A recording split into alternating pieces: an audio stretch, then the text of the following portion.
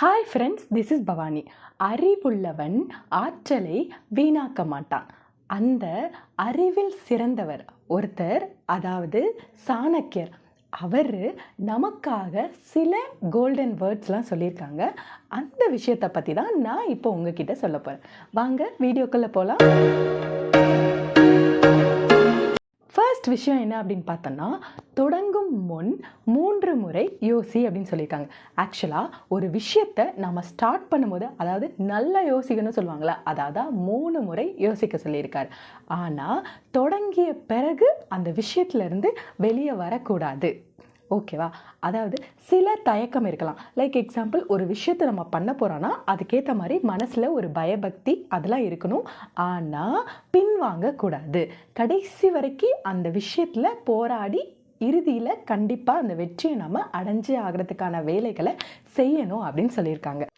நம்மளை உயர்த்திக்கிறது மட்டும் முக்கியம்னு சொல்ல முடியாது. ஆக்சுவலாக அடுத்தவங்களுக்கு ரெஸ்பெக்ட் கொடுக்கணும், எல்லாத்தையும் மதிக்கணும். வாழ்க்கை ஒரு வட்டண்டா, இங்கே ஜெயிக்கிறவன் தோப்பான், தோக்கிறவன் ஜெயிப்பான் அப்படின்னு சொல்லுவாங்க பார்த்தீங்களா? அதே மாதிரி தான் எப்போவுமே எல்லாருக்கும் ஒரே டைம் கிடைக்காது. ஸோ யாரையுமே இழிவாக பேசக்கூடாது, இழிவாக அடுத்தவங்களை மனசு கஷ்டப்படுத்துகிற மாதிரி நடந்துக்கக்கூடாது. எப்போ யாருக்கு நல்ல டைம் வரும்போது அவங்க லைஃப்லேயும் சேஞ்சஸ் இருக்கும், அதே மாதிரி நம்ம லைஃப்லேயும் சேஞ்சஸ் இருக்கும். ஸோ அடுத்தவங்களை மதிக்கணும் அப்படின்னு சொல்லியிருக்காங்க. நம்ம லைஃப்பில் நாம் செய்கிற சின்ன சின்ன அதாவது முயற்சிகள் அதுதான் ஒரு மிகப்பெரிய வெற்றிக்கு வழிகாட்டியாக இருக்கும். அதாவது சின்ன சின்ன துளி எல்லாமே சேர்ந்து தான் பெரிய வெள்ளமாக ஃப்யூச்சரில் மாறும்னு சொல்லுவாங்க. சிறு துளி பெரு வெள்ளம். அதே மாதிரி லைஃப்பில் நாம் பண்ணுற சின்ன விஷயந்தான் மிகப்பெரிய வெற்றியை நமக்கு ஃப்யூச்சரில் தரும். ஸோ சின்ன விஷயமா இருந்தாலும் அதை மதிக்க கற்றுக்கிட்டால் மட்டும்தான் லைஃப்பில் மிகப்பெரிய வெற்றியை அடைய முடியும். சிறிய விஷயங்களை மதிக்காததுனால சில பெரிய விஷயங்களை இழக்க நேரிடலாம் அப்படின்னு சொல்லியிருக்காங்க. தொடக்கத்தில் அந்த விஷயம் நம்ம செய்கிற செயல் கஷ்டமாகவே இருந்தாலும் பட் இறுதியில் ஒரு பெரிய வெற்றி, அது நம்ம லைஃபோட மிகப்பெரிய சந்தோஷத்தையும் கொடுக்கும். ஸோ இனிஷியலாக கஷ்டமாக இருந்தாலும் அதை நம்ம கண்டிப்பாக செய்யணும் அப்படின்னு சொல்லியிருக்காங்க. இன்னும் நிறைய விஷயங்கள், அதாவது லைஃப்பில் இந்த மாதிரி உறவுகள், சில தவறான உறவுகள் இருக்குது பார்த்தீங்களா, அந்த மாதிரி உறவுகளையும் நீங்கள் தூக்கி போட்டுருங்க, தேவையில்லை. நம்ம வாழ்க்கையில் முன்னேறதுக்கு இந்த விஷயங்களெல்லாம் நம்ம செய்யணும்னு சொல்லியிருக்காங்க. அதே மாதிரி சில விஷயங்களை செய்யக்கூடாதுன்னு சொல்லியிருக்காங்க. அது என்னென்ன விஷயம் அப்படின்னு பார்க்கலாம். பிரச்சனையை ஏற்படுத்துகிறவங்க, அதாவது வேணும்னே அடுத்தவங்களை என்ன பண்ணுவாங்க, காயப்படுத்துவாங்க. சரியா? அடுத்தவங்களை காயப்படுத்தி அவங்க அதில் ஒரு சந்தோஷம், அதாவது அடுத்தவங்க கஷ்டப்படுறாங்கன்னு சொல்லிட்டு அவங்க வருத்தப்பட மாட்டாங்க. அந்த மாதிரி சிலர் இருப்பாங்க தெரியுமா, அவங்கள உங்கள் வாழ்க்கைக்குள்ளேயும் அனுமதிக்காதீங்க, உங்கள் வீட்டுக்குள்ளேயும் சேர்க்காதீங்க. நெக்ஸ்ட் விஷயம் என்ன அப்படின்னு பார்த்தீங்கன்னா, சுயநலவாதிகள். அதாவது தேவைக்காக மட்டும், அவங்களுக்கு சில விஷயங்கள் தேவைப்படும் பார்த்தீங்களா, அதுக்காக நம்மளை நீ ரொம்ப குட் அந்த மாதிரிலாம் சொல்லி நம்மளை சில விஷயங்களில் ஏமாற்றம் நமக்கு கொடுத்து, அதாவது எப்படி நம்ம ஹாப்பியாக இருக்கிற மாதிரி நம்மள்கிட்டே சில ஏமாற்றத்தை கொடுத்து நம்மளை அவங்களோட தேவைக்காக யூஸ் பண்ணுவாங்க பார்த்தீங்களா. அவங்க நம்மளோட நண்பர்கள் கிடையாது தெரியுமா. அந்த மாதிரி உறவுகள் நமக்கு தேவையே இல்லை. அந்த உறவுகளை தூக்கி போட்டுருங்க, இல்லைன்னா தூரமாக தள்ளி வச்சுருங்க. பக்கத்தில் இருந்தால் அந்த தேவைக்காக யூஸ் பண்ணுவாங்க பார்த்தீங்களா, அது ரொம்ப ரொம்ப பேட் கேரக்டர். அவங்க நமக்கு வேணாம். அவங்க நம்மளுக்கு ரொம்ப ரொம்ப டிஸ்டர்பன்ஸாக மட்டும்தான் இருப்பாங்களே தவிர அவங்க மூலமாக நமக்கு எந்த நல்லதும் கிடைக்க போகிறதில்ல.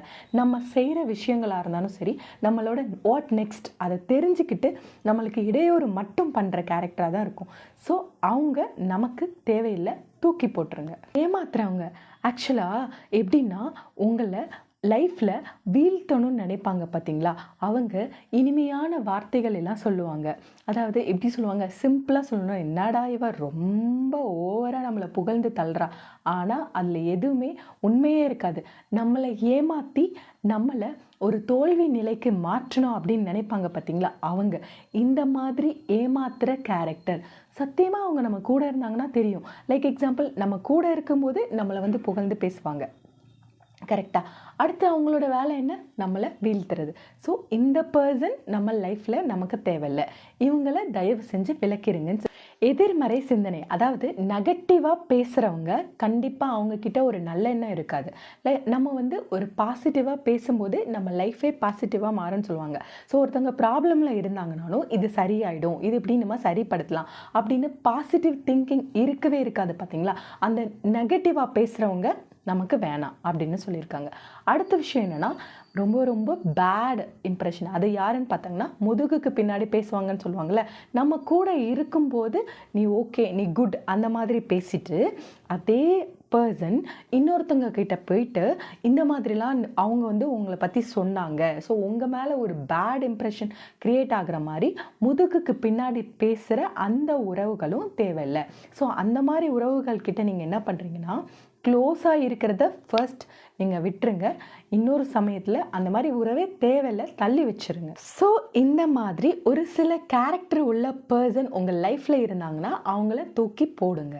உங்களுக்கான வழிகளில் மட்டும் போக பாருங்கள். குட், அதாவது எப்போவுமே நல்லொழுக்கம் வழியாக போங்க. உங்கள் வாழ்க்கையில் கிடைக்கிற ரிசல்ட் கூட ரொம்பவே குட்டாக உங்களுக்கு திருப்பி கிடைக்கும். நெக்ஸ்ட் ஒரு அழகான பதிவோடு உங்களை அடுத்த வீடியோவில் மீட் பண்ணுறேன். பாய்.